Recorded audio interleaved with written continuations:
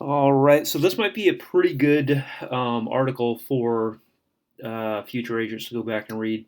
Go to ESPN, pull up the Zion Williamson case. It's pretty amazing this stuff still goes on, especially for agencies that have the kind of clout to get access to these top stars. So Zion Williamson, you probably know he played at Duke for 1 year for Coach K, and he was the number one pick in the NBA with the New Orleans Pelicans.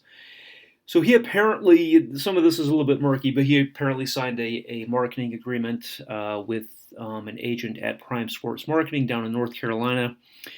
Things went south, as they sometimes do between athletes and agents, and Williamson sued to void the contract with this agency. It's a 5 year marketing agreement, and the agency turned around and sued Zion for breach of contract, in addition to Creative Artists Agency for interference with the contract, tortious interference. So stuff goes badly, and this is why you got to get those agreements set up ahead of time. And again, it's amazing that this happens at those top levels.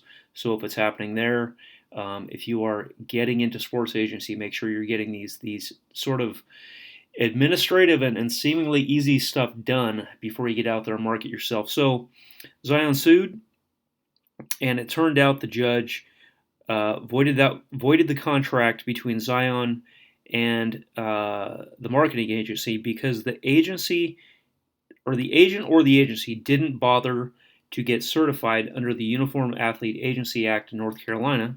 They just some paperwork to fill out, and they forgot to include boilerplate warnings in the agreement itself between Zion and the agency. So the agency had access to a top athlete like Zion, but they didn't get certified with the state, and they didn't include the boilerplate warnings in the agreement.